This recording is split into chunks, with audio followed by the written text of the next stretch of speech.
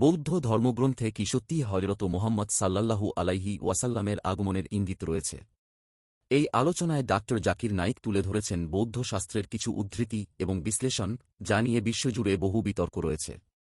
ভিডিওটিতে আলোচনা করা হয়েছে বৌদ্ধ ধর্মগ্রন্থের ভবিষ্যদ্বাণী, মৈত্রেয়, ধারণা ও তার ব্যাখ্যা। কেন মুসলিম পণ্ডিতরা এটিকে শেষ নবীর সাথে সম্পর্কিত মনে করেন? ইসলামী দৃষ্টিকোণ থেকে চূড়ান্ত নবুয়াত। এই ভিডিওটি শিক্ষামূলক আলোচনা মাত্র। উদ্দেশ্য তুলনামূলক ধর্মতাত্ত্বিক বিশ্লেষণ। ভিডিও ভালো লাগলে লাইক, কমেন্ট ও সাবস্ক্রাইব করতে ভুলবেন না।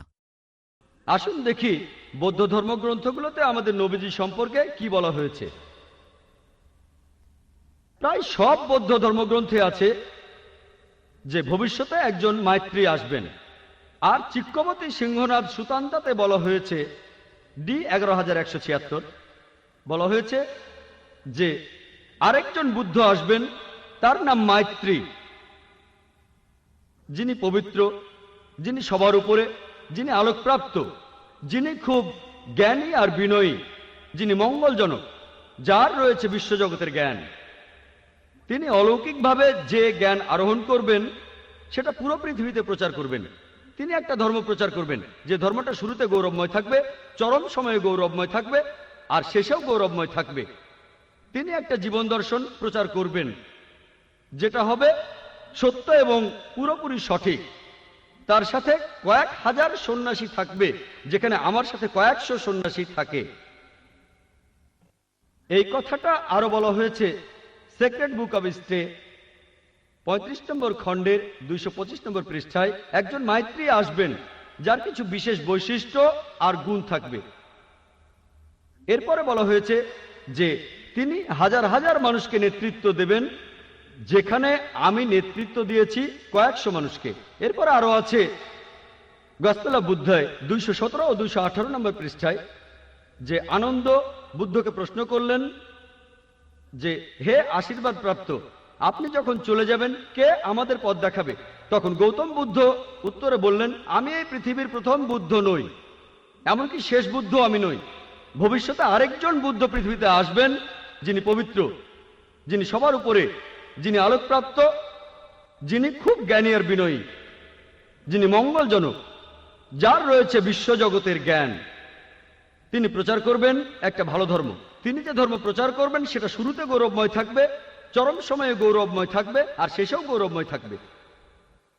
তিনি যে ধর্ম প্রচার করবেন তার ভিত্তি হবে সত্য, আর সেটাই হবে সঠিক জীবন দর্শন। আর তার থাকবে হাজার হাজার শিষ্য, যেখানে আমার ছিল মাত্র কয়েকশো শিষ্য। বুদ্ধের প্রধান শিষ্য আনন্দ তাকে প্রশ্ন করলেন, আমরা তাকে কিভাবে চিনব? বুদ্ধ উত্তর দিলেন, সেই লোকের নাম হবে মাইত্রী। মাইত্রী অর্থাৎ ক্ষমাশীল, স্নেহময়, দয়ালু, করুণাময়। এই শব্দটার আরবি করলে হবে রাহমা। আল্লাহ পবিত্র করণে বলেছেন সূরা আম্বিয়ার 107 নম্বর আয়াতে উল্লেখ করা হয়েছে, ওয়ামা আরসালনাকা ইল্লা রাহমাতুল লিল আলামিন। আমি তো তোমাকে পাঠিয়েছি শুধুমাত্র বিশ্বজগতের প্রতি রহমত হিসেবে, জীবজগতের প্রতি রহমত হিসেবে, পুরো মানুষ জাতির প্রতি রহমত হিসেবে। এই রাহমা শব্দটা আর এর সমার্থক শব্দ ক্ষমা, এটা কোরআনে আছে সব মিলিয়ে 409 বার।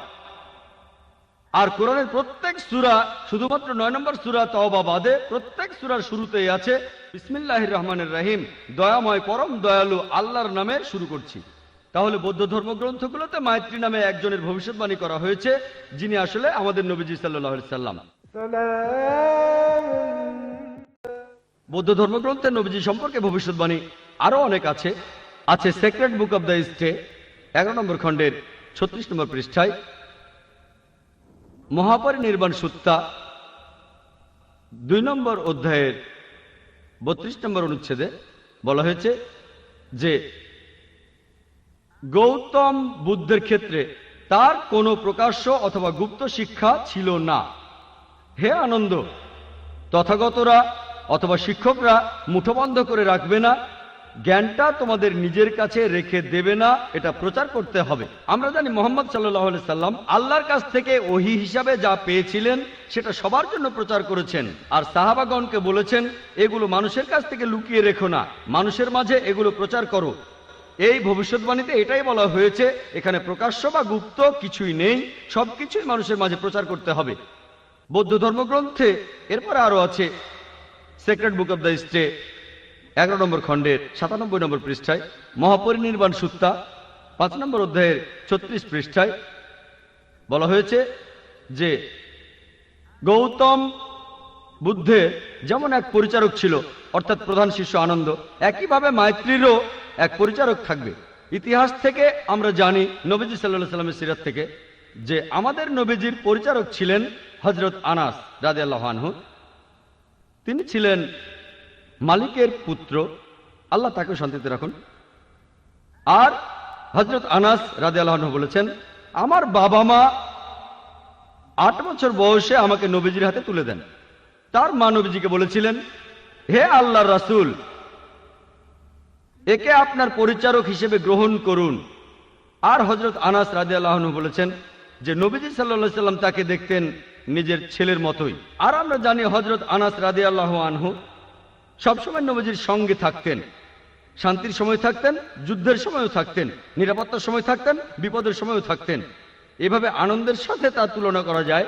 যখন গৌতম বুদ্ধের দিকে একটা পাগলা হাতি তেড়ে আসলো, আনন্দ তখন বুদ্ধের সামনে গিয়ে দাঁড়িয়েছিলেন। আমরা জানি একইভাবে হযরত আনাস রাদিয়াল্লাহু আনহু উহুদের যুদ্ধের সময়, তার বয়স 11 বছর, সেই যুদ্ধে যখন শত্রুরা নবীজিকে ঘিরে ফেললো, হযরত আনাস রাদিয়াল্লাহু আনহু নবীজির পাশে ছিলেন।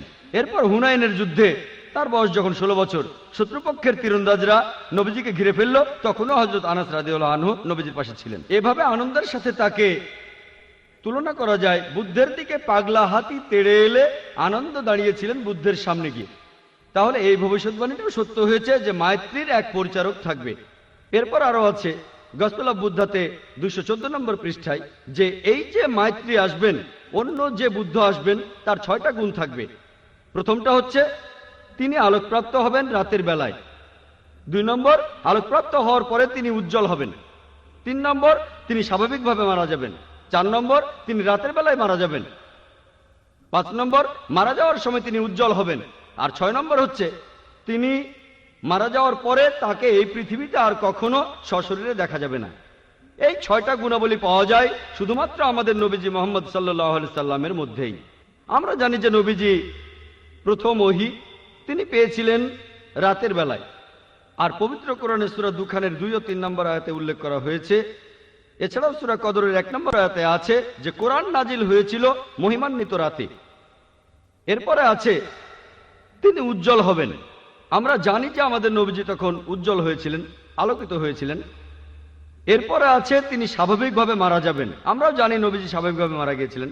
4 নম্বর, তিনি মারা যাবেন রাতের বেলায়। আর আয়েশা রাদিয়াল্লাহু আনহার বলা হাদিস থেকে আমরা জানি যে নবীজির ঘরে প্রদীপে কোনো তেল ছিল না, তিনি পাশের বাড়ি থেকে তেল ধার নিলেন। অর্থাৎ নবীজি মারা যাওয়ার সময় তখন রাত ছিল। এরপরে আছে যে তিনি মারা যাওয়ার সময় উজ্জ্বল হয়ে যাবেন। আর হযরত আনাস রাদিয়াল্লাহু আনহু বলেছেন যে নবীজি মারা যাওয়ার সময় খুব উজ্জ্বল ছিলেন। এর পরেরটা হলো মারা যাওয়ার পরে তাকে আর কখনো সশরীরে দেখা যাবে না। আমরাও জানি যে নবীজি সাল্লাল্লাহু আলাইহি সাল্লাম সশরীরে আর ফিরে আসবেন না। মদিনায় তার রওজা রয়েছে, তাকে সশরীরে আর কখনো দেখা যাবে না। বৌদ্ধ ধর্মগ্রন্থে উল্লেখ করা এইসব কথা, এগুলো শুধুমাত্র নবীজি সাল্লাল্লাহু আলাইহি সাল্লামের বেলাতেই খাটে। বৌদ্ধ ধর্মগ্রন্থে এছাড়াও বলা হয়েছে, the secret book of the stay 10 নম্বর খণ্ড 68 নম্বর পৃষ্ঠা বলা হয়েছে যে তথাগতরা তারা শুধু প্রচার করবে। অর্থাৎ যে বুদ্ধরা আসবেন তারা শুধু প্রচার করবেন। আর আল্লাহ বলেছেন সূরা গাশিয়ার 21 নম্বর আয়াতে উল্লেখ করা হয়েছে, ফাযাক্কির ইন্নামা আনতা মুযাক্কির। আল্লাহ নবীজিকে বলছেন তোমার কাজ ধর্ম প্রচার করা, হেদায়েত করা, সেটার মালিক আল্লাহ সুবহানাহু ওয়া তাআলা। এছাড়াও আছে secret book of the stay 10 নম্বর খণ্ড 67 নম্বর পৃষ্ঠায়, যে স্বর্গে যেতে হলে তোমার ভালো কাজগুলোরও প্রয়োজন হবে, তোমার ভালো কাজগুলোরও প্রয়োজন হবে তুমি যদি স্বর্গে যেতে চাও। আল্লাহ কোরআনে বলছেন সূরা আসরের 1 থেকে 3 নম্বর আয়াতে, ওয়াল আসর ইন্নাল ইনসানা লাফি খুসর ইল্লা আল্লাযিনা আমানু ওয়া আমিলুস সলিহাতি ওয়া তাওয়াসাউ বিল হাক্কি ওয়া তাওয়াসাউ বিস সবর। অর্থাৎ দুর্ভোগ তাদের যারা সামনে ও পেছনে লোকের নিন্দা করে, তারা বাদে যাদের বিশ্বাস আছে, ন্যায়নিষ্ঠতা আছে, যারা মানুষকে সত্যের পথে আনে, যারা মানুষকে ধৈর্য আর অধ্যবসায়ের পথে আনে। বেহেশতে যাওয়ার জন্য একটা শর্ত হলো আমালিস সালিহাত, ন্যায়নিষ্ঠতা, যে কথা বৌদ্ধ ধর্মগ্রন্থ আছে। এছাড়াও ধম্মপটে উল্লেখ করা আছে মাত্তই সুত্তা 151, এখানে সর্বশেষ বুদ্ধ বা মাতৃর বর্ণনা দেওয়া আছে। বলা হয়েছে তিনি হবেন মানুষ জাতির প্রতি করুণা,